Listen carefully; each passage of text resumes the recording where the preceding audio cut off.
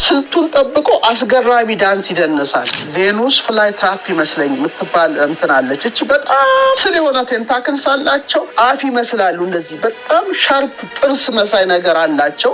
ይጠብቁታል። ያ ደግሞ ልክ እንትን ሲል ያጣብቁትና ይዘጋሉ አበባቸውን። ከዛ እዛው ይበሉታል። ጠንካራውን ነገር ያስወጣሉ። እና አሽሚኖት አትንኩኝ ናት። እሷ ደግሞ አሁን እጅ ሲነካት ወይም ጣት ሲያርፍባት ራሷን ትደብቃለች። ከአራቱ ነባር ንጥረ ነገሮችም ክላሲካል ኢሌመንትስ እንደሆነ የቀደምት ኢትዮጵያውያን እውቀት ያሳያል።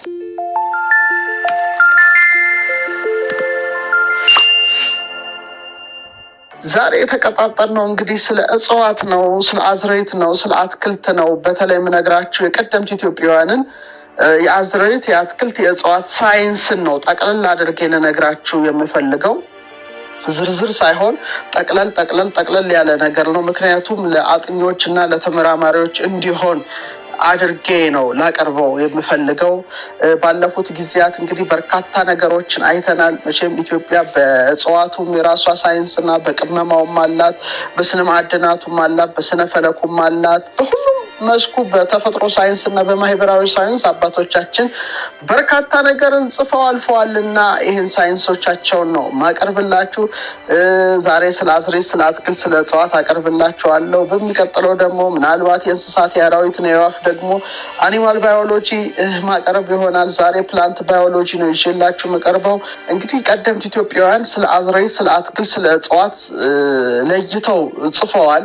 ብዙዎቻችን የምንለው ዛፎች እንላለን፣ እጽዋት እንላለን። ግን አዝርዕት አንልም፣ አትክልት አንልም፣ እጽዋት አንልም። ሁሉንም ጠቅልለን ኢትዮጵያውያኑ ግን እነዚህን እጽዋት ለአራት ነው የሚከፍሏቸው። እንግዲህ እንደ ሳይንሳዊ አቀራረብ ለማቅረብ ነው የምሞክረው።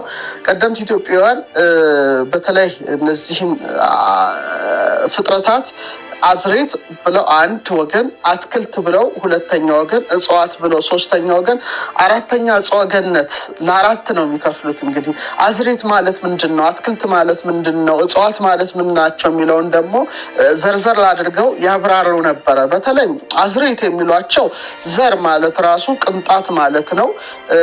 እንደ ጥሬና እንደ ፍሬ የመሳሰሉት ናቸው። በተለይ በጥፍራችን የምንለቅማቸውን አዝርዕት ብለው ይጠሯቸዋል። በተለይ ከጥፍር ጋር የተያዙትን ለምሳሌ በጥፍራችን የምንለቅማቸውን ነገሮች ሁሉ አዝርዕት ይሏቸዋል። መቼም እግዚአብሔር ጥፍርን ፈጥሮልናል።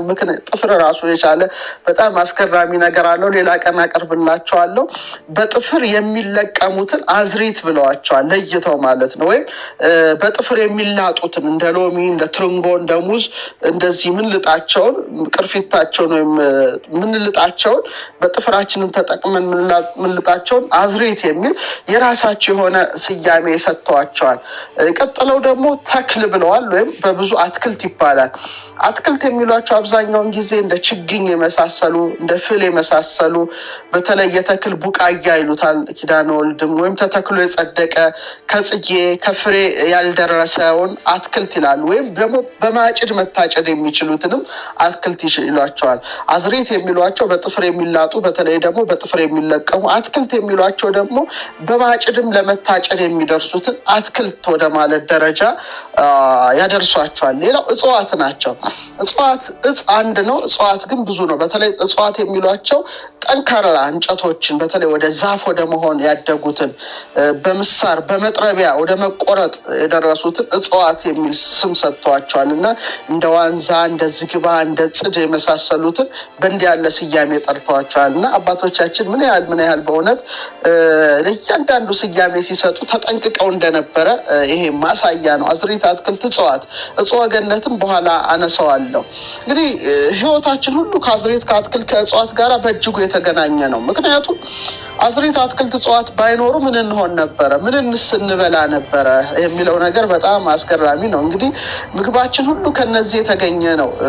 መጠጣችንም ከነዚህ ነው። ቅመማ ቅመም ሁሉ የተገኘው ከነዚህ ነው። ጤፉ፣ ሽምብራው፣ ባቄላው፣ አጃው ወዘተርፈ የምንመገበው የምንጠጣውም ሻዩ ምን ሁሉ የምግብነት ውጤቶቻችን ናቸው። ስለዚህ በእውነት ለእጽዋት ያለን፣ ለአዝርዕት ያለን፣ ለአትክልት ያለን አመለካከት በእጅጉ ሊሰፋ ይገባል። ምክንያቱም እነሱ ከሌሉ ምንም ነገር የለም። ይህንን የሚግጡም ሳሩን የሚበሉም እንስሳት አይኖሩም። እኛም ደግሞ እነሱን ደግሞ ከነሱ ካልኖሩ እነሱንም መብላት አንችልም። ስለዚህ ለምግብነትም ለመጠጥነትም በጣም የምናውላቸውን መሰረታዊ ግብአቶችን የሚሰጡን እንግዲህ አዝሬት፣ አትክልት፣ እጽዋት ስለሆኑ በህይወታችን ትልቅ እንትን ነገሮች አላቸው። መሰረታዊ ነገር ከምንላቸው ለምሳሌ ልብስ ነው። ልብስም አብዛኛው ልብስ የሚሰራው ከእጽዋት ነው። ኮተኖች፣ የጥጥ ልብሶች፣ እነዚህ ላይ ደግሞ የምናያቸው ቀለማቶቹ ነገሮች ሁሉ ከእጽዋት ውጤቶች የሚገኙ በመሆናቸው ምን ያህል እጽዋት ታላቅ ዘርፈ ብዙ ጥቅም እንዳላቸው ሁላችን እንረዳለን። ሌላው የምንኖርበትን ቤትም አብዛኛው ከእንጨት የተሰራ ነው። ማገሩ፣ ምሰሶ ወዘተርፈ ስናየው የእንጨት ውጤት ነው። መሳሪያዎቹ ምኖቹ መስሪያዎቹም የእንጨት ውጤቶች ናቸው። አሁን የተቀመጥኩበት ወንበር፣ ጠረጴዛው፣ አልጋችን፣ ይሄ የምታዩት የመጽሐፍት መደርደሪያ እንጨት ባይኖር አይኖርም ነበረ ማለት ነው። ስለዚህ በጣም በጣም የሚጠቅሙ ነገሮች ናቸው። እንግዲህ እነዚህ አዝሬት፣ አትክልት፣ እጽዋት ቢበርደን አቃጥለን እንሞቃቸዋለን፣ ምግብ አብስለን እንመገብባቸዋለን። ስለዚህ የአዝሬት፣ የአትክልት፣ የእጽዋት ጥቅም የትየሌሌ መሆኑን እናስባለን። ሌላው አዝሬት፣ አትክልት፣ እጽዋት ባይኖሩ መጻፍ አንችልም ነበረ። ምናልባት የድንጋይ ላይ ጽሑፍ ልትሉኝ ትችላላችሁ። እሺ፣ ከዛስ ባለፈ ብራና ኦኬ፣ ብራናም ደግሞ ከቆዳ ቢሰራም መጻፊያው ቀለሙ የሚቀመመው ከእጽዋት ነው። ሌላ ምንም ነገር የለውም። መጻፊያውን ብርዋ የምትቀረጸው ከእጽዋት ነው። ፓፒረስን ብትመለከቱ የዛሬ 4000 ዓመት 500 ዓመት ጥንታውያን ግብጾች የተጠቀሙበት የመጻፊያ ዘዴ ፓፒረስ ይባላል። እሱም ሳር መሳይ ያስፋፉት። ላጲስም ቢሆን የወረቀ የአትክልት ውጤት ነው። ስለዚህ ሁሉም ነገር ከእጽዋት ጋር የተያዘ መሆኑን እንረዳለን። እነዚህ እጽዋት ባይኖሩ ከባቢ አየራችን እንዴት እንደሚጎዳ አስቡት። ያው በፎቶሲንተሲስ ሂደት ካርቦን ዳይኦክሳይድን ይዘው ኦክሲጅንን በቅጠሎቻቸው እየለቀቁ እኛ እንድንቆይ እንስሳት እንዲቆዩ የሚያደርጉት አሁንም አዝሬት፣ አትክልት፣ እጽዋት ናቸው። ሌላው ዛሬ በተሽከርካሪዎች ብትመለከቱ በመኪና፣ በሞተር ሳይክል፣ በኤሮፕሌን በሁሉም በተለይ ደግሞ ኢቭን ዛሬ ማርስ ላይ ወጣ ምናምን ሮቨር ወጣ ብላም ብትሉ ጎማ አለው። ጎማ ሁሉ የሚሰራው ከጎማ ዛፍ ነው። ስለዚህ ይህን ሁሉ በምትመለከቱበት ጊዜ ምን ያህል እጽዋት የሚሰጡንን ጥቅም የሚያሳይ ነው። ይህ ብቻ አይደለም፣ ለመድኃኒትነት እንጠቀምባቸዋለን። በጣም ብዙ አይነቶች አሉ። ለሽቱ እንጠቀምባቸዋለን። ጠጅ ሳሩ፣ እጣኑ፣ ሰንደሉ ወዘተርፈ እና እጽዋት ማለት ምን ያህል ከኛ ህይወት ጋራ በጣም በእጅጉ የተሳሰሩ እንደሆነ እናውቃለን። ስለዚህ እነዚህን አዝሬት፣ አትክልት፣ እጽዋት፣ እጽወ ገነት ብለው አባቶቻችን ለአራት ከፍለዋቸዋል። ለአጥኞች እንግዲህ ከነዚህ ከአራቱ ተነስታችሁ ጥናታችሁ ልታሰፉበት እንደምንችሉ ሀሳብ እሰጣለሁ። እንግዲህ የእጽዋት እውቀት የተሰጣቸው በጣም በርካታ ብዙ አባቶች ነበሩ። ለምሳሌ ኖህ በጣም የተገለጸለት ነው። ስለ እጽዋት በተለይ በብዙ መጽሐፍት ላይ ተጽፎ እናነባለን። ሰሎሞን ደግሞ በጣም ቦታኒስት ነው ማለት ይቻላል። ስለ እጽዋት ጠንቅቆ የሚያውቅ ነበረ።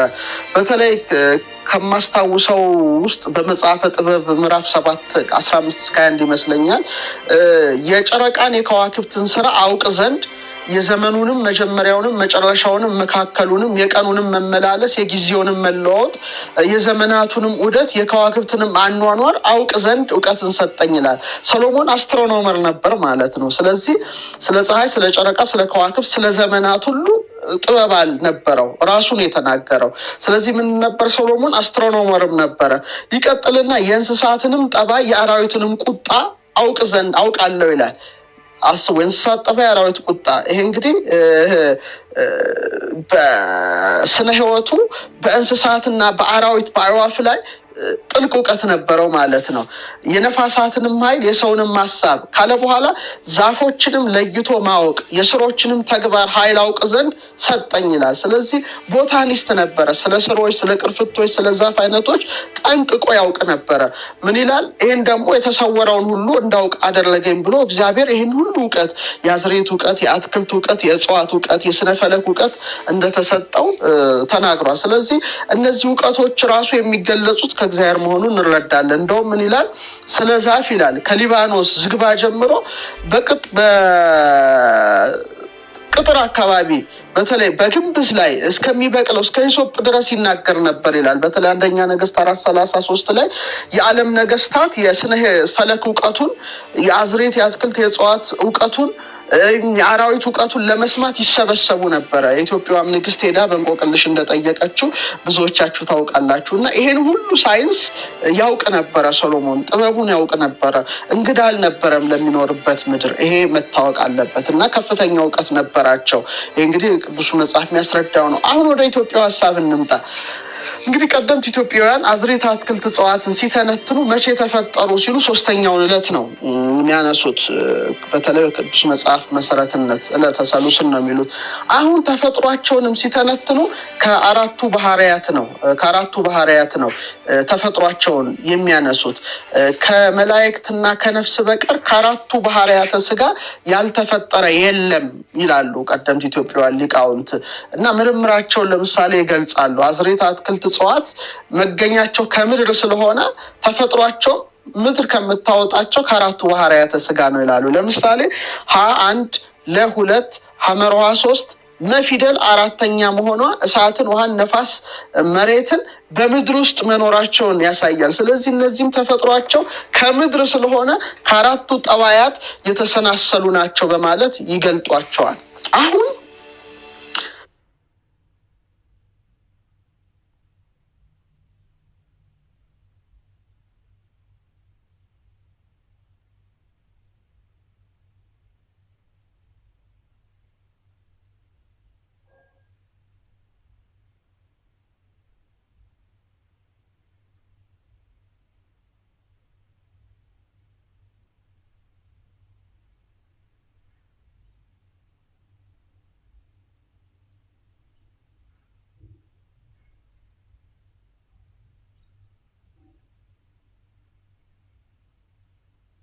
ميكس اند ماتش كل اللي تحبه مع سكر ليمون جديد. جرب الستافت كراست الجديد وضيف السايدز اللي تحبها ولا تفوت الشوكو هيزل نات بول بار. خيارات أكثر وكلها تنحب. لون غني وشعر. ماما نفس الصبغة اللي بتستخدميها، شوفي. قصتي مع اللون ما بدأت اليوم، كان دايم حاضر بكل فرحة وتغيير. في العيد اخترت اللون الأسود. የተሰናሰሉ ናቸው በማለት ይገልጧቸዋል። አሁን ይህም ሊታወቅ አዝርዕት፣ አትክልት፣ እጽዋት ምን ይላሉ? እንደ ነፋስነታቸው መክዘፋቸው፣ ማበባቸው፣ ፍሬን ማፍራታቸው። ለምሳሌ እንደ እሳትነታቸው ይላሉ። እኛ እሳት አለን፣ ገላችን ይሞቃል፣ ይተኩሳል። ዛሬ ሆስፒታል በሚሄድ ሙቀታችን ይለካል። የእሳትነት ጠባያችን ነው። እና እንደ እሳትነታቸው እሳት ይወጣቸዋል ይላሉ። አስታ እነ ዶግ እንደዚህ ብታፋጯቸው እሳት ይወጣቸዋል፣ ቡ ይላሉ። በድንገት ሰደድ እሳትም ያስነሳሉ። እንደ ውሃነታቸው ደግሞ እንደ ዋርካ፣ እንደ ቁልቋል፣ እንደ ቅንጭብት የመሳሰሉት ጠቅ ብታደርጓቸው ወይም በሆነ ነገር በሳ ብታደርጓቸው ደም የሚመስል ነገር ይፈሳቸዋል። ወተት የሚመስል ነገር፣ ፈሳሽ ነገር ይፈሳቸዋል። ይሄ እንግዲህ የውሃነት ጠባያቸው ነው ብለው ነው የሚናገሩት። እንደ መሬትነታቸው ደግሞ እጽዋትን በመጥረቢያ ቆርጣችሁ ብትቆርጧቸው ፈርሰው በስብሰው አፈር ትቢያ ይሆናሉ። ይሄ የአፈር ጠባያቸው ነው ይላሉ። እንደ ነፋስነታቸው ደግሞ ይናወጻሉ፣ አበባን እንዲያብብ ያደርጋሉ፣ እንደ አበባን ያብባሉ፣ ፍሬን ያፈራሉ። እስመ ነፋስ ያገዝፈው ለፍሬ ብለው ይጠቅሳሉ። ይሄ ቢገርማቸው የቀደምት ኢትዮጵያውያን የስነ እጽዋት ምርምር የታወቀው በ1858 እስከ 1900 አካባቢ የነበረ ዶክተር ቻንድራ ቦስ ይህንን ነገር ተናግረዋል። ግኝቱ እሱ ተብሏል። ግን ቀደምት ኢትዮጵያውያን እነዚህ ነገሮች በአዝርዕት፣ በአትክልት፣ በእጽዋት ባህሪ ላይ ለምሳሌ የመንቀሳቀስ ባህሪ፣ ውሃን የማፍሰስ ባህሪ፣ እሳት የመሆን የመሞቅ፣ እንደገና ደግሞ የመበስበስ ባህሪ ጠባይ በእነሱ ውስጥ መታየቱ ከአራቱ ባህሪያት የተሰናሰሉ ስለሆኑ ነው ብለው ይገልጣሉ። እንደ መቃብያን አገላለጽ ለምሳሌ ከውሃና ከመሬት ጋር ይገናኝና ውሃ ስርን ያጠጣል። ስር ደግሞ ለቅጠል ውሃን ታጠጣለች ይላል። አሁን ከውሃና ከመሬት ነው። ከስሯን ያጠጣል፣ ስር ደግሞ ለቅጠል ውሃን ታጠጣለች ካለ በኋላ መሬት ደግሞ ለእንጨቶች ጽናትን ትሰጣለች፣ እንጨቶቿን ደግሞ ሙቀትነት የፀሐይ ሙቀት ያሞቃታል፣ ነፋስ በመካከል ሆኖ ፍሬ ይሰጣል በማለት እነዚህ አራቱ ነባር ንጥረ ነገሮች ለአዝሬት፣ ለአትክልት፣ ለእጽዋት እድገት ምን ያህል ጥቅም እንደሚሰጡ ተናግሯል። እና በተለይ በእጽዋት ተፈጥሮ ላይ፣ በአዝሬት ተፈጥሮ ላይ፣ በአትክልት ተፈጥሮ ላይ ቀደምት ኢትዮጵያውያን እውቀት ምን ይመስል ነበር ብላችሁ ጥናታዊ ጽሑፍ ብታዘጋጁ እነዚህ ነገሮች በውስጡ ታገኛላችሁ። እንዲህ ሲባል ግን ለየት ያለ ባህሪ እንዳላቸው ማወቅ ያስፈልገናል። ለምሳሌ እንደ ነፋስነታቸው ይናወጣሉ። ቅጠሎቹ የተለያየ ቅርጽ ይሰጣሉ። ለምሳሌ አሁን ኮስሞዲየም የሚባል አንድ ዳንሰኛው ዛፍ አለ። ዳንሰኛው አትክልት የሚባል አለ፣ ዳንሲንግ ፕላንት። እሱ ነፋስ ሲመጣበት ስልቱን ጠብቆ አስገራሚ ዳንስ ይደንሳል።